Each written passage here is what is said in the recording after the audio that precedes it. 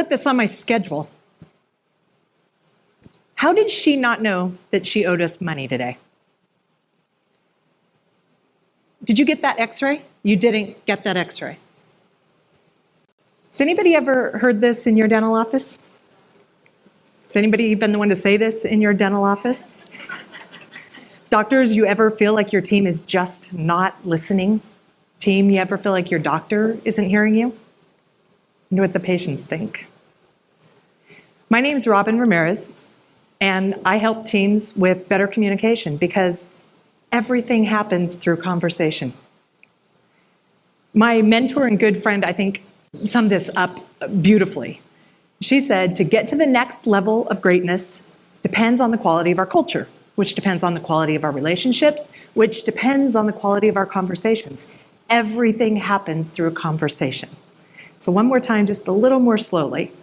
To get to the next level of greatness depends on the quality of our culture. That makes sense, right? Whatever culture we're talking about, if it's the community we live in, the organization we work with, the practice that we work in, to take that to the next level of greatness, it depends on the quality of that culture, which depends on the relationships within that culture.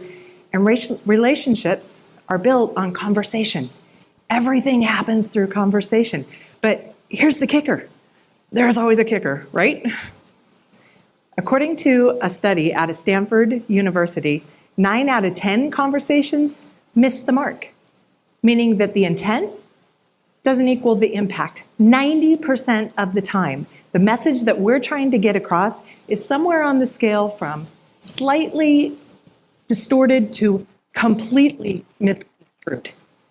Crazy, right? Do you believe that? I wasn't sure I believed it when I first heard it. I do now that I've been paying attention. So let's say that they were way off, even 10, 20, 30% off. That still means that way over half of our conversations have some piece of miscommunication. It's no wonder something gets misscheduled or an x-ray gets missed. But here's what I've come to know, that it's not so much about the words that we're using in our conversations, it is way more about the chemistry of our conversations.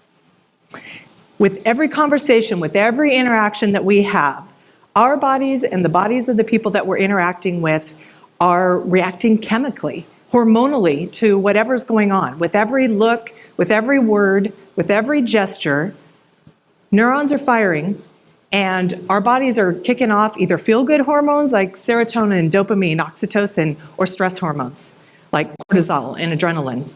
And these hormones, they affect our judgment, they affect our understanding, they affect our perception. Ultimately, they affect how we're going to act and how we're going to react.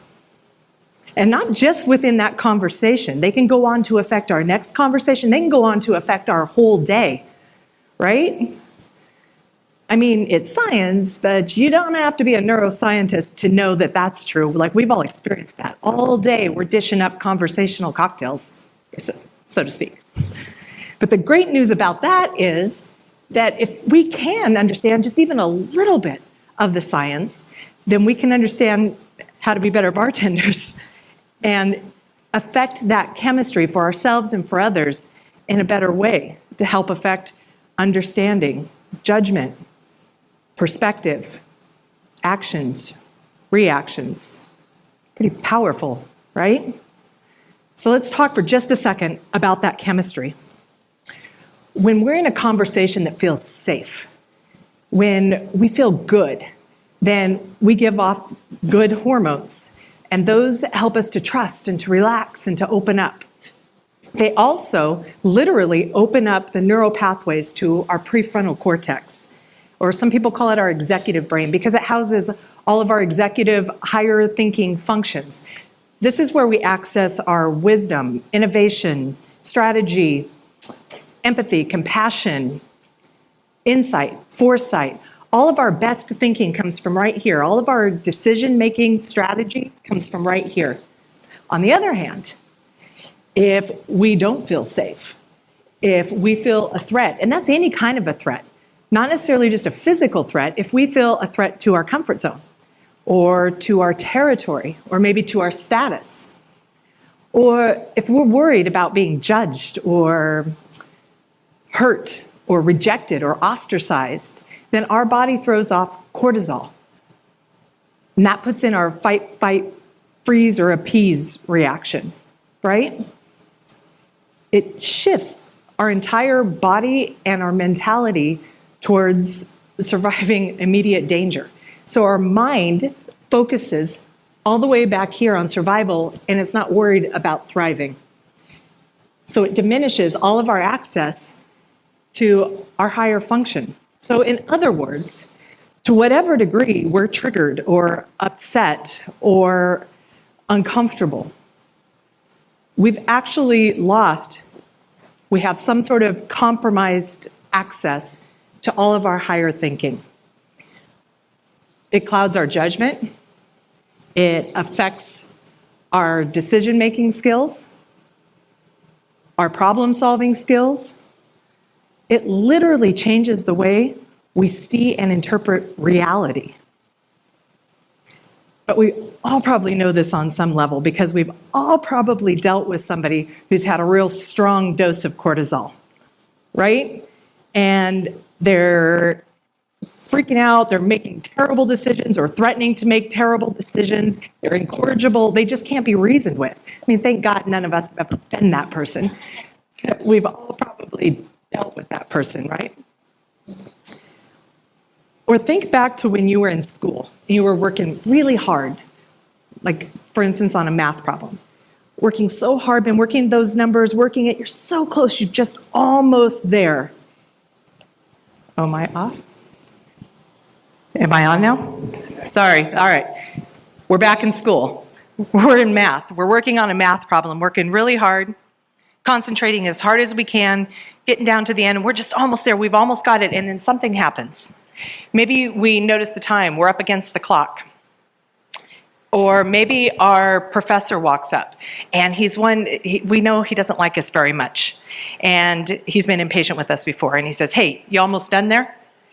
And you get defensive, that cortisol fires, and next thing you know, all of those numbers, you were just almost there, are now just a jumbled mass on the paper. So how's that translate into dentistry? We're in arguably one of the scariest industries in the world, right? So we have a patient in the chair that's already scared to be there, and we're trying to explain to them a comprehensive treatment plan. Or we're going over all kinds of financial options. Well, it's no wonder that they don't remember that they owe money at this appointment today. They might not even remember what that appointment's for that day, right? How about for our teams? They're trying to figure out all of our systems, new technology, software, all the interaction dynamics within the office, all of the issues with patients coming and going and appointments and everything else. It can be stressful, can it not? I mean, and hundreds of conversations throughout all of that all the time. It's no wonder that maybe an x-ray doesn't get taken. Have you ever been in a conversation with a stressed out team member or an upset patient and you couldn't come up with that answer to the question that you know backwards and forwards? So what can we do to help ourselves, our patients, our teams, our doctors get to that open, relaxed, safe, easy place where they can access all of their best thinking? I'm going to give you 3 things right here and now that you can take away and implement starting now. And all 3 of them have to do with just noticing, being aware. So the first one, be aware that if you're upset with somebody, why didn't you get that x-ray? You're compromised. To one degree or another, your higher thinking is compromised. So is your judgment. So is your perception. It's affected. And so number 2, realize that whoever you're talking to, when you're lashing out like that, is also affected. Why didn't you get that x-ray?